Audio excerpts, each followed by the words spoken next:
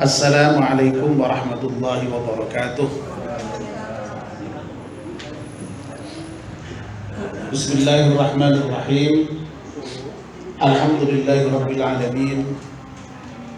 Wassalatu wassalamu ala asyrafil mursalin sayyidina wa maulana Muhammadin wa ala alihi wa sahbihi ajma'in. Amma ba'd. Ibu-ibu, bapak-bapak, dan saudara-saudara sekalian yang dimuliakan Allah, alhamdulillah kita panjatkan syukur kepada Allah Subhanahu wa taala yang pada sore hari ini masih berkenan melimpahkan rahmat dan nikmatnya kepada kita sekalian sehingga kita bisa hadir di masjid yang kita cintai ini untuk melaksanakan aktivitas rutin kita di sore hari selama bulan Ramadan, yaitu pengajian menjelang buka. Mudah-mudahan apa yang kita lakukan ini menjadi penyempurna ibadah puasa kita, sehingga ibadah puasa kita itu betul-betul akan bermanfaat bagi kita. Mudah-mudahan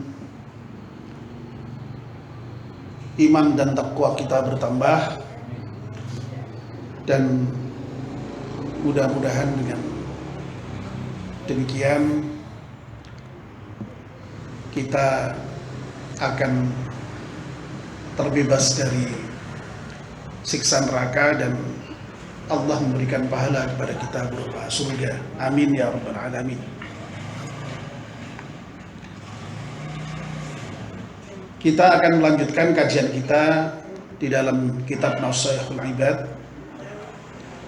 Kemarin kita sudah menyelesaikan makalah yang ke-10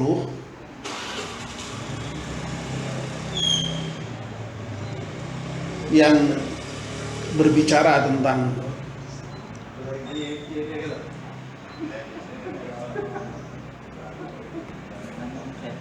perbuatan dosa. Man aznaba dzamban wa huwa yadhhak yudkhiluhun nar wa huwa yabki. Barang siapa yang berbuat dosa sementara dia ketika berbuat dosa itu tertawa-tawa, maka dia akan dimasukkan Allah ke neraka dalam keadaan menangis. Dan sebaliknya, waman ata'a wa huwa yabki, dan barang siapa yang taat sementara dia di dalam taat itu menangis kepada Allah Subhanahu wa taala, fa innallaha ta'ala yudkhiluhul jannata wa huwa yadhhak. Maka sungguhnya Allah akan masukkan orang yang taat dalam kondisi menangis itu ke dalam surga, sementara nanti dia di surga akan berbahagia. Nah, di dalam makalah yang ke-11 ini masih juga terkait dengan persoalan dosa. Wal maqalatul hadiyata asyrata, dan makalah yang ke-11 am ba'dil hukama, yaitu berasal dari sebagian hukama, orang yang bijak. Ayul aulia, yang dimaksud hukama di sini yaitu para wali. Apa yang dingendikake sebagian dari hukama itu? Ngendikanya begini: la tahqirudz dzunubas shighara, janganlah kalian itu meremehkan dosa-dosa yang kecil.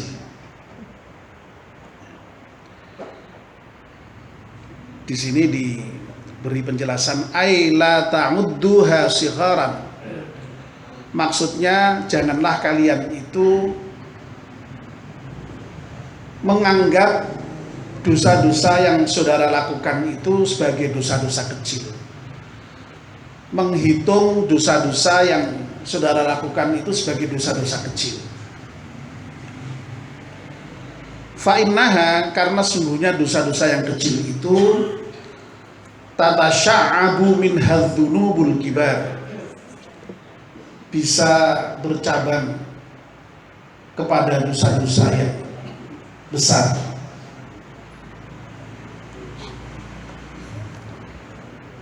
Wa aidan rubbama yakunu ghadabullahi ta'ala fi tilkas sihar. Dan juga kadang-kadang atau bisa jadi justru malahan murka Allah itu ya berasal dari dosa-dosa yang kecil.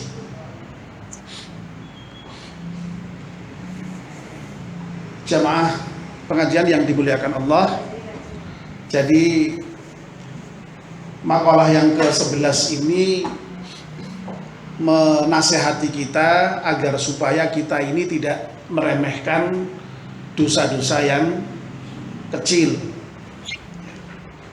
karena bisa jadi dosa yang kecil itu malah menjadi sumber dari siksa Allah Subhanahu wa ta'ala. Sebagaimana yang mungkin sudah kita ketahui ya, bahwa dosa itu kan memang secara umum dibagi ke dalam dua bagian, yaitu dosa kecil dan dosa besar. Nah, dosa besar itu adalah dosa yang disebabkan oleh pelanggaran terhadap aturan Allah, yang itu disertai dengan ancaman dan kemurkaan kepada orang-orang yang melanggar itu. Nah, sementara dosa kecil ya selain itu ya dosa-dosa yang itu merupakan pelanggaran terhadap larangan Allah, aturan Allah, tetapi tidak disertai dengan ancaman dan kemurkaan.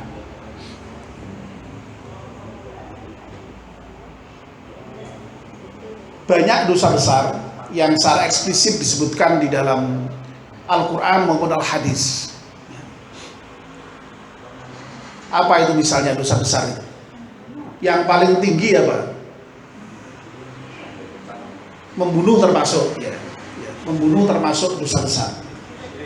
Syirik, syirik itu dosa yang paling puncak, ya. Puncaknya dosa itu syirik itu. Lalu termasuk membunuh. Membunuh di sini dengan catatan dengan tidak hak, ya. Sebab ada pembunuhan yang dilakukan dengan hak. Seperti membunuh dalam perang itu boleh. Perang orang-orang yang bunuh dia. Kalau udah bunuh malah ya terbunuh kan ya. Lalu misalnya para jaksa yang melakukan eksekusi itu ya, itu ya dia membunuh bil hak atas nama hukum. Ya, itu juga tentu saja tidak dosa, ya, bukan kejahatan itu. Lalu apa lagi? Zina, ya, apalagi minum-minuman keras, apalagi banyak sekali. Apalagi berjudi, apalagi sumpah palsu, melarikan diri dari medan perang, menuduh wanita baik-baik sebagai berzina, banyak sekali.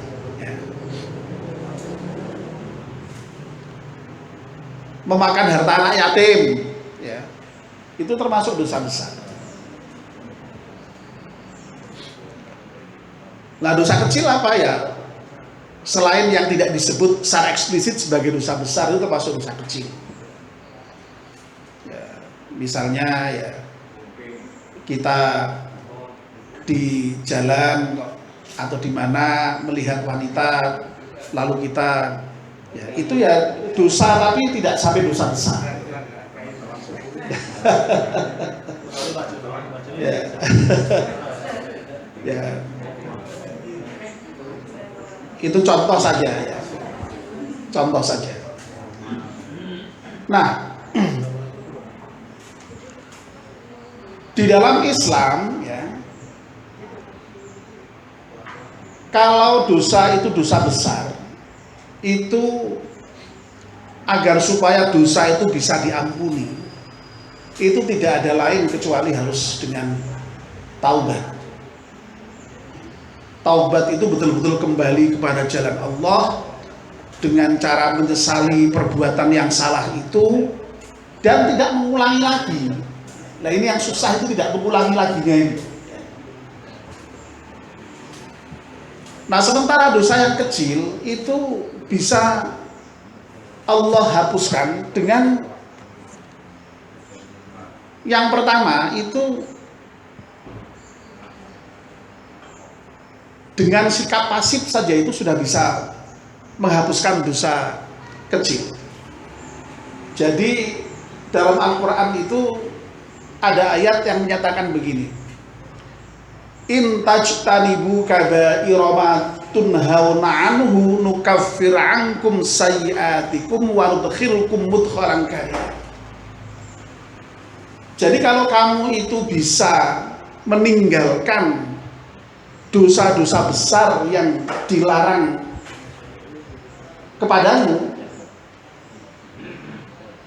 maka aku akan hapuskan dosa-dosa kecil, kesalahan-kesalahan kecil. Jadi sekedar meninggalkan dosa besar saja itu sudah bisa menghapuskan dosa kecil. Tidak hanya itu, wa nudkhilkum mudkhalan karima, dan aku akan masukkan kamu di tempat yang mulia. Itu berarti kan pasif ya. Hanya meninggalkan saja dosa besar itu sudah menghapuskan dosa-dosa kecil. Silakan dicek nanti dalam surat An-Nisa ayat 31 ya.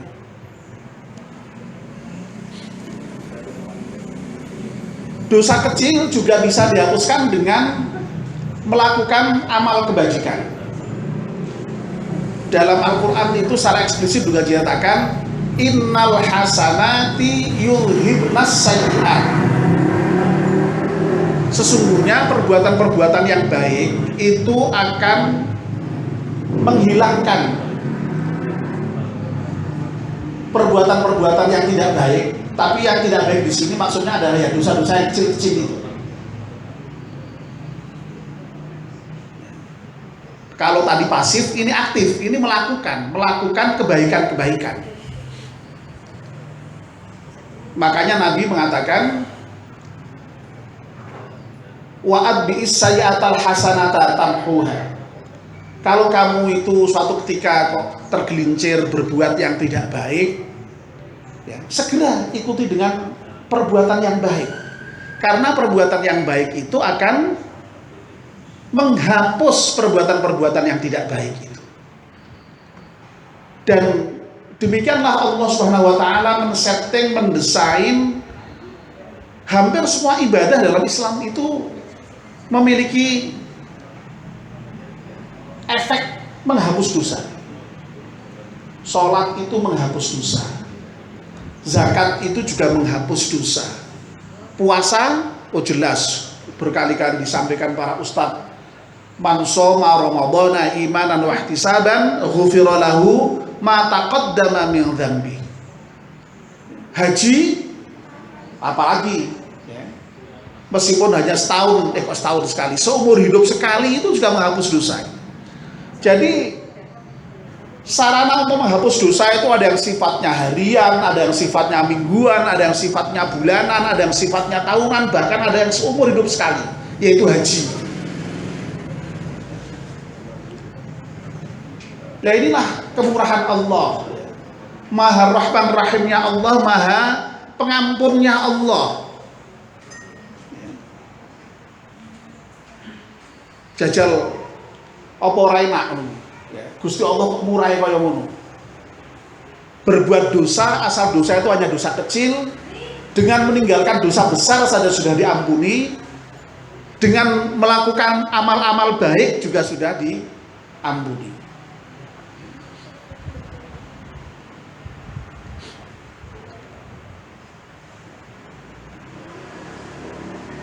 Tapi pertanyaannya, apakah lalu kemudian dengan begitu lalu kita boleh ngentengke, boleh ngremehke, halah mung dosa cilik wae kok mukan ilang dhewe, apa begitu?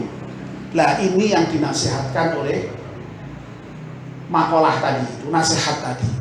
Meskipun toh dosa kecil itu seperti itu sifatnya, ojo mbok remehke, ojo mbok anggap enteng, ojo mbok terus nggo apa istilahnya, nyamian saben dina, ya. Ojo mbok terus-teruske, ojo mbok darung-darungke, kira-kira begitu.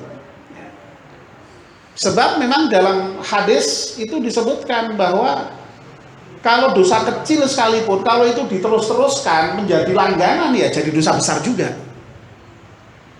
Jadi apa istilahnya peribahasa Indonesia yang mengatakan apa itu, sedikit demi sedikit lama-lama jadi bukit, itu ya termasuk dalam hal dosa ini juga, ya. Oleh karena itu ya mestinya sikap kita itu apapun itu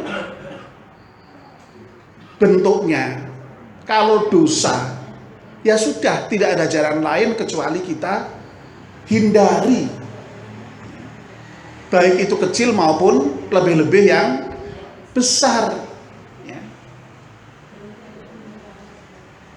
Tapi karena kita itu manusia yang memang tidak mungkin terlepas dari salah dan dosa, kalau suatu ketika kok memang tergelincir dan berbuat salah dan dosa, ya segera mohon ampun, istighfar kepada Allah Subhanahu wa taala. Bahkan malah kalau kita ini ya berbuat dosa atau tidak berbuat dosa sekalipun, itu diperintahkan untuk memohon ampun kepada Allah Subhanahu wa taala. Dan itulah yang dicontohkan Nabi kita Muhammad sallallahu alaihi wasallam. Nabi itu nuwun sewu tidak pernah berbuat dosa, tidak pernah berbuat salah, karena beliau ma'sum, dijaga dari berbuat dosa, dari berbuat salah. Meskipun itu kemudian diperdebatkan, lu nyatanya Nabi pernah salah, lah itu di dalam surat Abasa itu ya pernah salah. Tapi oleh Allah langsung ditegur, ya, diingatkan. Akhirnya Nabi ya terbebas, gitu maksudnya. Ya. Tapi kalau kita ini kan enggak, berbuat salah kadang-kadang yo darung-darung terus-terus, ya. Kadang-kadang sampai terjerembab betul. Ya. Itu bedanya kita dengan Nabi. Loh, meskipun Nabi itu tidak pernah berbuat salah, tidak pernah berbuat dosa, tapi beliau istighfarnya sehari itu disebutkan dalam banyak hadis tidak kurang dari 70 kali, tidak kurang dari 100 kali. Loh, itulah Nabi, dan mestinya itu yang kita contoh. Bahwa kita ini berbuat dosa atau tidak, tetap istighfar, apalagi berbuat dosa. Lah nuwun sewu, yang terjadi itu kadang-kadang malah justru berbanding terbalik. Orang itu biasanya kalau jarang berbuat dosa, malah istighfarnya banyak. Ya. Tapi kalau dosanya banyak, itu malah orang tahu istighfar sisan. Sisan dene paling kadang-kadang. Ya. Para kiai, para orang-orang soleh itu ya insya Allah lah dosanya, kalau punya dosa mudah-mudahan ya tidak banyak-banyak, tapi mereka itu zikir terus, istighfar terus. Tapi yang ya nah itu ya ora tahu malah. Oh, itu malah maksiat terus ya ora tahu istighfar sisan. Ya. Nah, biasanya malah berbanding seperti itu. Nah, jadi sekali lagi, meskipun toh Allah itu sedemikian rupa murahnya, ya, jangan kemudian kita menganggap sepele dosa-dosa kecil itu. Ya. Karena apa? Karena dosa kecil itu kalau dilakukan terus-menerus, sekali lagi akan jadi besar. Dan tadi itu, dosa kecil itu kadang-kadang justru menjadi tempat Allah memberikan azab kepada kita, bisa jadi. Dalam sebuah hadis atau bahkan malah banyak versi hadis itu ya. Misalnya nuwun sewu ya, Bapak dan Ibu mungkin pernah dengar itu terkait dengan persoalan kencing saja. Itu kan persoalan sepele gitu. Ya. Tapi Nabi kita Muhammad SAW menginformasikan kepada kita, banyak nanti orang itu di akhirat disiksa gara-gara persoalan kencing. Sekali lagi bapak-bapak dan ibu-ibu, saya ulangi, banyak orang yang di akhirat nanti itu disiksa gara-gara persoalan kencing. Maksudnya apa ya? Karena kencingnya sembarangan, membersihkannya sembarangan. Padahal kencing itu barang najis. Kalau itu kemudian tidak benar cara membersihkannya, berarti tetap najis. Kalau najis berarti sholatnya sah enggak? Tidak sah. Nah ini, makanya itu tadi yang dikatakan dosa kecil itu bisa bercabang kepada dosa besar. Fa innaha tatasya'abu. Adzunubul kabir tadi itu. Ini yang dimaksudkan di dalam makalah ini.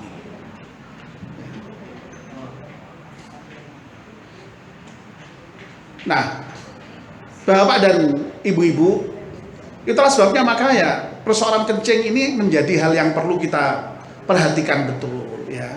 Makanya ada tuntunan istinja ya, toharoh itu bersuci. Makanya toharoh itu di dalam kitab fikih selalu di depan. Karena apa? Karena seluruh ibadah itu berasal dari toharoh itu, bersuci itu ya. Termasuk mencuci pakaian ya. Kalau pakaian kena najis lalu tiba-tiba dimasukkan di dalam ember yang hanya seember, tidak mencuci tapi malah justru airnya jadi ikut najis. Makanya hati-hati, mencuci itu pun juga harus air yang banyak. Kalau tidak banyak ya mengalir, itu ada aturannya ya. Tapi sayangnya hal seperti ini kok kurang banyak dibicarakan di pengajian, padahal ini sangat penting.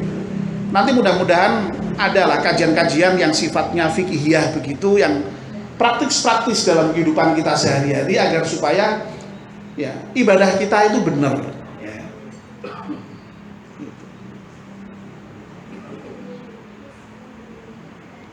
Termasuk kencing tadi itu ya diguyur ya. Jangan kok malah ini ditempel ke air gitu, cuma diginikan ya, ininya malah ikut najis tuh. Kencing ban mobil ya. Ya. Ya, makanya itulah harus hati-hati ya. Jadi harus dipelajari betul. Jadi agama itu ilmu, Islam itu ilmu, iman dan amal ya. Jadi tidak mungkin ada amal kalau tidak didasari dengan ilmu ya. Makanya dalam kitab Manzubat itu disebutkan begini, wa kullu man bi ghairi ilmin ya'malu a'maluhu mardudatun lan tuqbalu. Orang yang beramal kok tidak disertakan dengan ilmu, maka ilmunya ya tertolak ya. Amalnya, maksud saya, kok ilmunya, amalnya tertolak ya. Makanya ya harus belajar dan belajar dan belajar dan belajar ya. Itu seorang muslim itu. Ya alhamdulillah lah kita ini ya meskipun sudah sepuh-sepuh ya, seperti Pak Marwoto ya, ini yang paling sepuh soalnya saya sebut duluan ya. Pak Kun, Pak Effendi, Pak ini berurutan ya, Pak Emita kalau Pak Juri tua mana?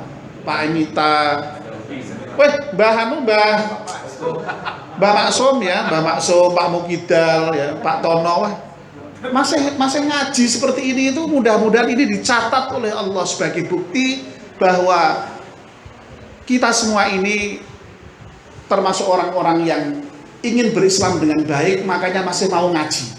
Ya. Amin ya Rabbal alamin. Ibu-ibu belum saya sebut Bukun, ya, Bu Effendi, ya Bu Salim, Bunda Salim yang paling sepuh ya.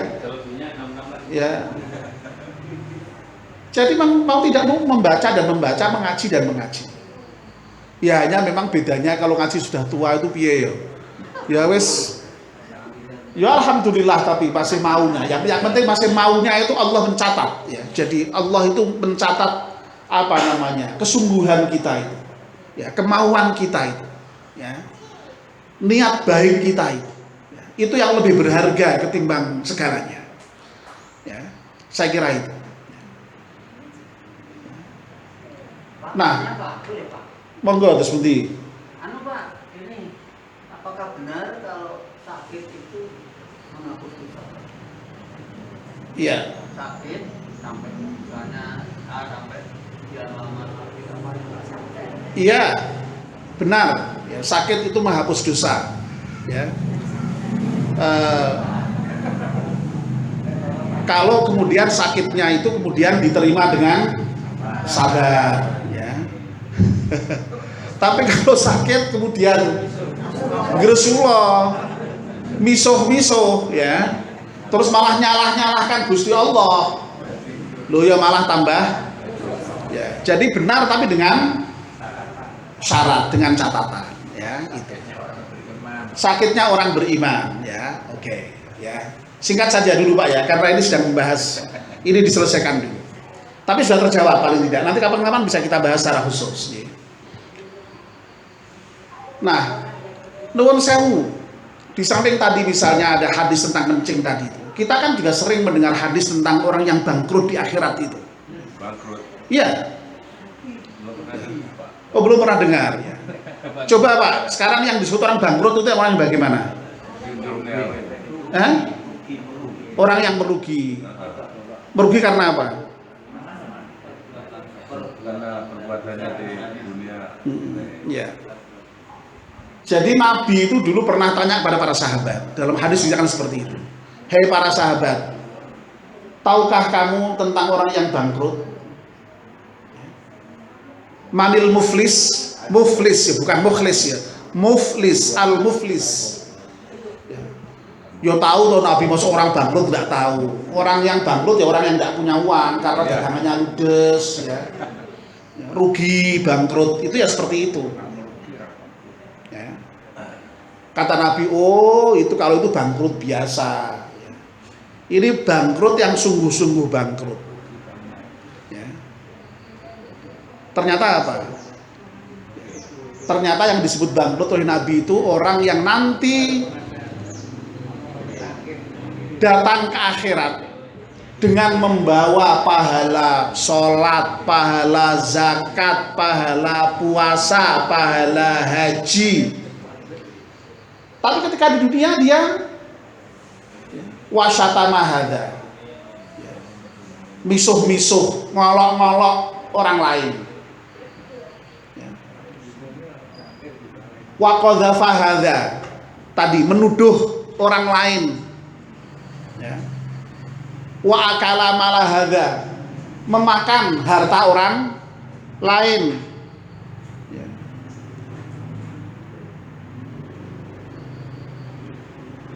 Termasuk juga menumpahkan darah orang lain, memukul orang lain. Sementara dia di dunia tidak sempat meminta maaf. Ngenteng ke, karena ngenteng Allah aku sekedar aku cuma nguneni sithik wae kok. Allah aku mau cuma nyubit sithik wae kok. Allah aku mau cuma apa namanya? Ngerasani sithik wae kok. Allah aku cuma apa jiko apa jenenge anune sithik wae kok. Ya. Coba ingat ya. Ya. di dalam bukunya siapa namanya? M.H. Najib itu ada yang berjudul Slilit Sang Kiai. Itu kiai itu disiksa itu gara-gara di dunia itu sliliten lewat nenggone tanggane jika apa jenenge gedhek lah ya, dienggo silit nyungkil silite. Ngono wae marak dadi perkara ning kono. Masyaallah. Nah, ini ya. Itu nanti dihitung, Pak. Dihitung tergantung banyaknya tadi itu. Nah, sampai untuk nutup itu enggak cukup. Nah, itulah yang disebut dengan bangkrut tadi itu. Nauzubillah min dzalik. Makanya enggak ada alasan untuk ngentengke, ngeremehke dosa sekecil apapun di dunia itu. Nah, kalau terkait dengan Allah langsung, dosa-dosa yang sifatnya dosa hakullah, gampang memang, mohon ampun istighfar selesai. Tetapi persoalannya kalau dosa itu terkait dengan manusia, lah itu yang harus ditambahi syarat satu, yaitu mohon kerelaannya itu dari orang yang bersangkutan. Makanya itulah yang kemudian ada tradisi halal bihalal. Itu dalam rangka untuk menghalalkan itu. Dan memang perintahnya dalam hadis itu fastahallahu atau apa begitu istilahnya. Jadi sebenarnya untuk minta halal itu sebenarnya malah ada dasarnya kalau bagi saya. Jadi halal bihalal itu ada perintahnya eksplisit sebenarnya, karena diminta untuk halal memang. Tidak dalam pengertian minta maaf enggak, tapi minta dihalalkan. Bahasanya dalam hadis.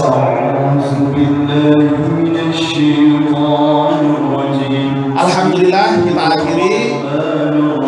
Mudah-mudahan puasa kita diterima Allah Subhanahu wa taala. Alhamdulillahirabbil alamin. Bismillahirrahmanirrahim. Allahumma